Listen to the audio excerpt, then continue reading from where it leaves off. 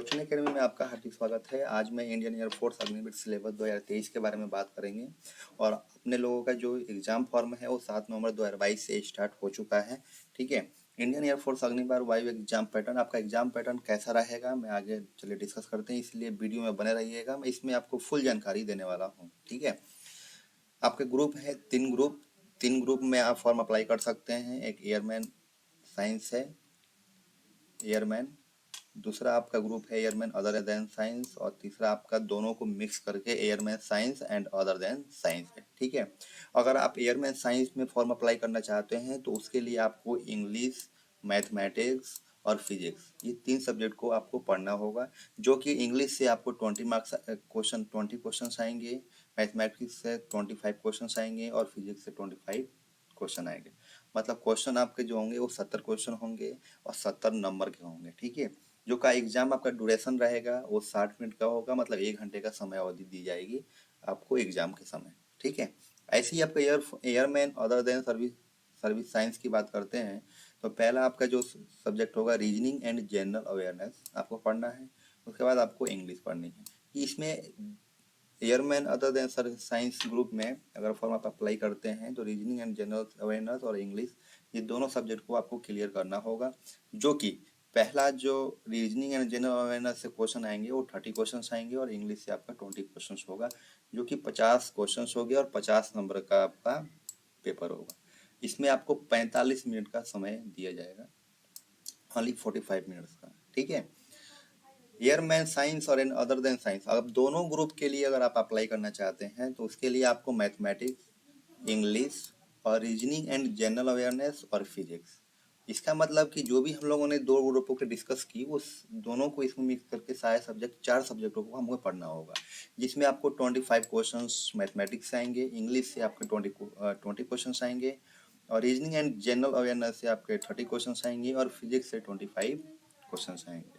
मतलब कि मैथमेटिक्स से 25 क्वेश्चन, इंग्लिश से 20 क्वेश्चन और रीजनिंग एंड जनरल अवेयरनेस से 30 क्वेश्चन और फिजिक्स से 25 क्वेश्चन।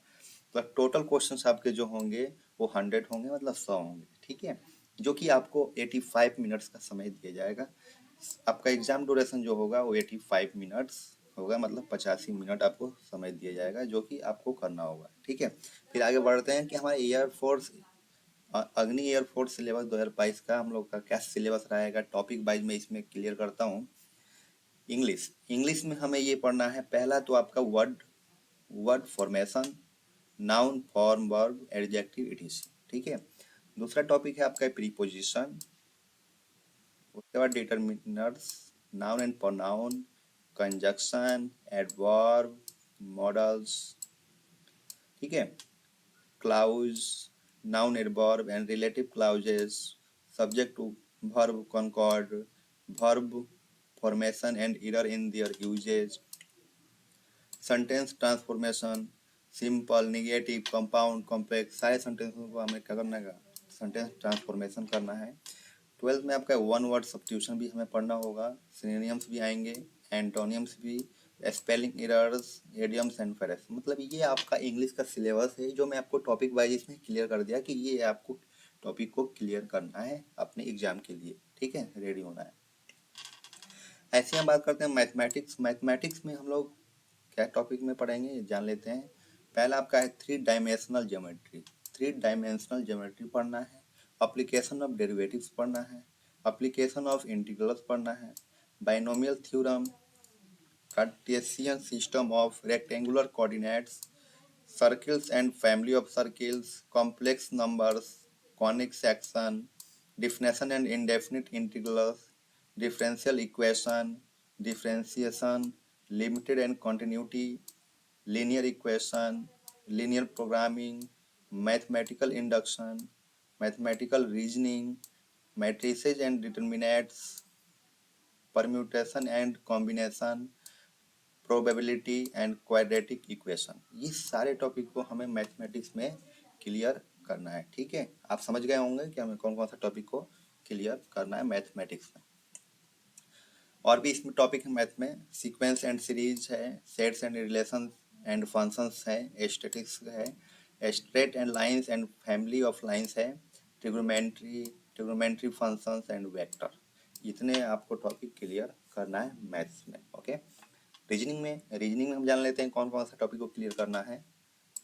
पहला टॉपिक है आपका distance and direction, number of simplification, area of triangles, square and rectangle, coding and decoding, analogy and odd one out. ठीक है, blood relations, number puzzle and coding, non verbal reasoning, percentage, inserting and correct mathematical sign, fraction and probability, assigning artificial value to mathematic digit average, फिर आपका average भी होगा, ratio and proportion, simple trigonometry, time speed and distance, dictionary words, profit and loss, number series, mathematical operation and mutual relation problem, against tallest relation based equations, time sequence, number and ranking, volume and surface area of cone, cylinder, cuboid and sphere।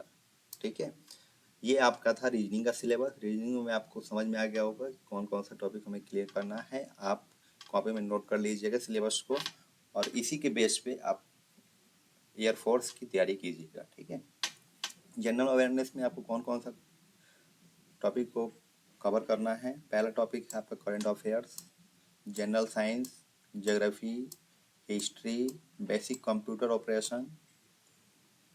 ये आपका था general awareness का topic. इतने 5 topic को आपको clear करना है general awareness के लिए। ठीक है, नेक्स्ट आपका फिजिक्स का है। फिजिक्स में आपका क्या टॉपिक रहेगा इसमें हम जान लेते हैं। देखिए, जनरल अवेयरनेस में एक टॉपिक हमारा छूट गया था जो 6 है, सिविक्स। सिविक्स में भी आपके जो भी टॉपिक्स के रिलेटेड इसमें सिविक्स में आपको पढ़ना है, वो जनरल जो भी आपके करंट अफेयर्स में आएंगे वो सारी चीज़ें इसमें कवर है, और सिविक्स भी आपको पढ़ना है। ठीक है, ज़्यादा नहीं, बेसिक आप पढ़ लीजिएगा, उसमें से ही आपका एयरफोर्स का एग्जाम क्लियर हो जाएगा। ठीक है, फिजिक्स में आपका जो पहला टॉपिक है law of motion. Law of motion अगर आपने इंटर में सही से पढ़ा होगा, सब देखिए इंटर के बेस पे है, थोड़ा सा आपको हाई लेवल पे पढ़ना पड़ता है क्योंकि कंपटीशन ज़्यादा है, और कंपटीशन ज़्यादा है उसके कारण हम अगर स्मार्ट वर्क अगर हम नहीं करेंगे, स्मार्ट तरीके से अगर हम नहीं पढ़ेंगे, तो हमारा एग्जाम कभी क्लियर होगा ही नहीं। इसीलिए टॉपिक वही है जो हम लोगों ने 11th में और 12th में क्लियर किया था, लेकिन थोड़ा हमें स्पीड को बढ़ाना है।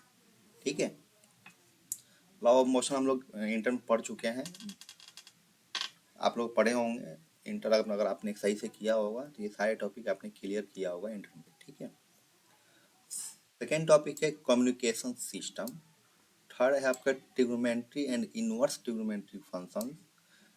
फोर्थ है sets, relations and functions, electronic devices, optics, sequence and series, kinematics, wave and oscillations, physical world and measurement, the behavior of perfect gases and the kinetic theory of gases and atom and nuclei। ठीक है, 12th आपका जो topic है bulk matter properties, magnetism and magnetic effect of current, radiation and double nature of matter, electromagnetic waves, straight line and family of lines, vector, work, power and energy.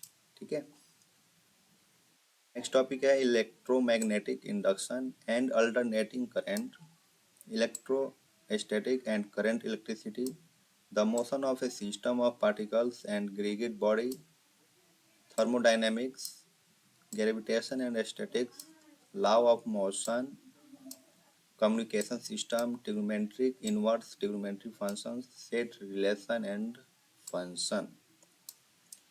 Next है electronic devices, optics, sequence and series, kinematics, wave and oscillations, physical world and measurement. ठीक है, next topic है the behaviour of perfect gases and the kinetic theory of gases and atoms and nucleus, bulk matter properties. Next topic है magnetism and magnetic effect of current, radiation and double nature of matter, electromagnetic waves, straight lines and family of lines, vector, work, power and energy, electromagnetic induction and alternating current, electrostatics and current electricity, the motion of a system of particles and rigid body, thermodynamics, gravitation and statics. ये आपको clear करना है physics में। Physics का आपका ये topic था और फिजिक्स में सारे टॉपिक को आपको क्लियर करना है, ठीक है। आगे जान लेते हैं कि हमारा मार्क्स का पैटर्न क्या रहेगा ऑनलाइन टेस्ट में। एक क्वेश्चन आपके जो दिए जाएंगे, एक क्वेश्चन जो होगा 1 marks for every correct answer, मतलब अगर आप एक क्वेश्चन को सही करते हैं तो आपको 1 नंबर मिलेगा। अगर आप अनअटेम्प्टेड क्वेश्चन, अगर आप एक उस क्वेश्चन को छूते ही नहीं है, किसी भी क्वेश्चन को अगर आपने अटेम्प्ट भी नहीं किया है तो उसमें आप